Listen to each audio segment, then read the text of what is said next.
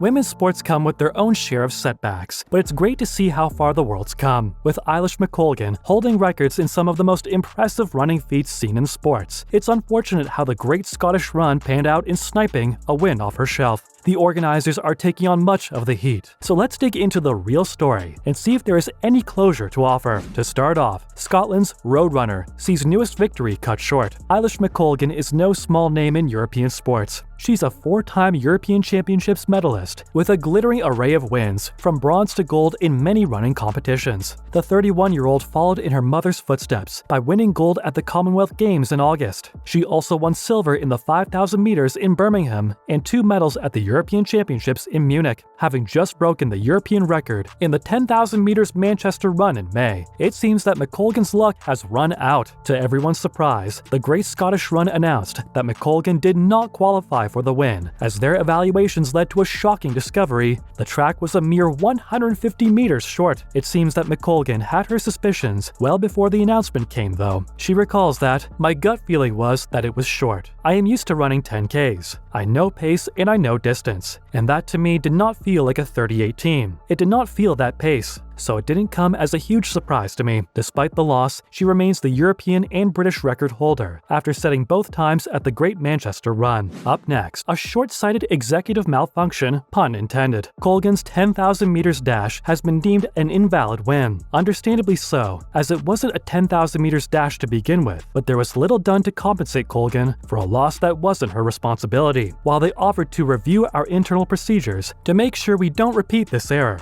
it doesn't do much justice to the participants. Their hard work has gone to waste since athletes spend many months training and maintaining themselves for such long-awaited events. And these runs take a long time to complete, with McColgan's own time being 30 minutes and 18 seconds. The organizers apologized to both the Scottish runner and the other participants, stressing on how there is simply no excuse for the discrepancy. But it seems as if more needs to be explained. They stated that the course directed for the 2nd October run was not laid out in line with the previously agreed plans, and this only adds to the scandal of the Great Run as a company. This event will certainly be a blow to their reputation and the trust that their spectators had in them, with the main stars being the runners. It sets a pretty bad look for them as runners to have to pay to participate, and the payments contribute to a lot of the event's features that cater to the runners' needs. There will obviously be damage control, but it's mistakes like these that make sure organizers do better next time around. Now for the human or technical error. We all make mistakes, right? The issue couldn't have been caught without the help of technology, where runners noticed the digital tracking didn't sync up with their progress. After a thorough investigation, it was revealed that the organizers missed out on 2 streets while mapping the course for the event. While the error was marginal at best, this wasn't the first time the Great Run has made such a mistake.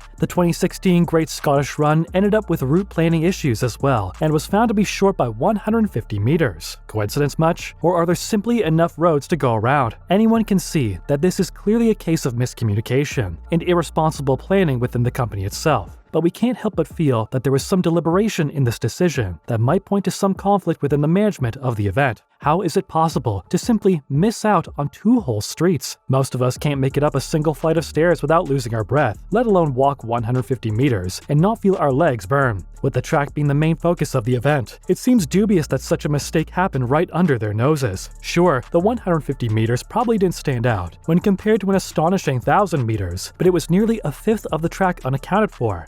That had to be noticeable. The reason given to the public regarding the event's discrepancy fell off, as if there wasn't full responsibility taken for the carelessness and upsetting aftermath. Offloading the mistake onto a few planners shows that there needs to be better procedures, with important members of the organization kept in the loop before such events are deemed ready for the public. What's more, the disappointed runners demand better acknowledgement. The Great Run has come a long way since its first launch in 1981, and its attempts to add more features over the years to make marathons more enticing. But it seems that with the addition of newer features, some older features which were important to the participants were lost. Runners and spectators alike have expressed their frustration with how the event was organized. Some have gone as far as to ask the event to still award McColgan for her win, albeit with appropriate changes to the title. Among the participants, there were complaints that the planned route was not scenic enough, which made their run feel like a drag and boring. Not only that, runners had no chance to rest during their slower moments, with one of them demanding that the wall of support be reinstated for 2023 and onwards. Most runners complained about the lack of waste management as well, since they had had nowhere to throw their empty bottles and other materials that added to unnecessary baggage on their course. One of the most surprising concerns was that the distance markers were placed inaccurately, which made pacing difficult for runners.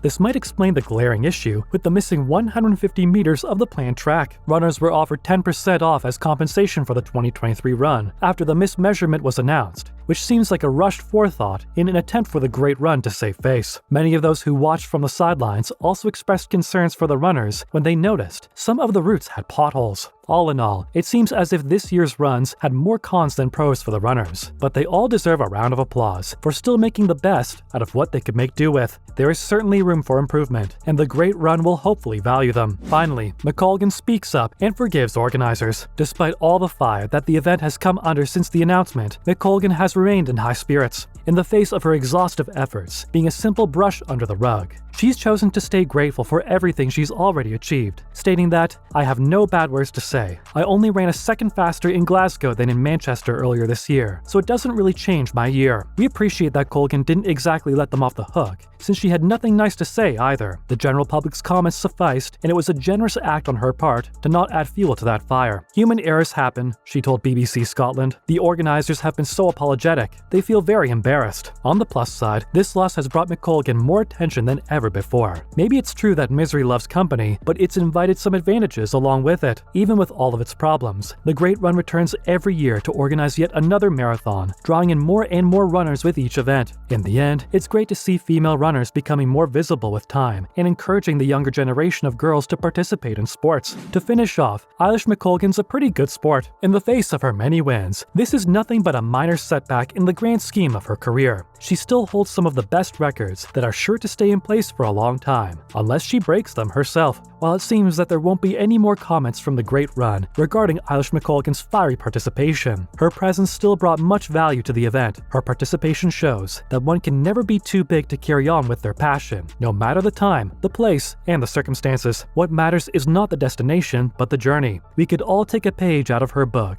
and strive to do our best in life, regardless of where we're at. Now that we have both sides of the story, what do you think? Does it sound like a genuine planning mistake? And does Eilish McColgan deserve more than an apology? Let us know in the comments below. If you like what you see, don't forget to subscribe so you don't miss out on all the latest news. That's all for today, and see you next time.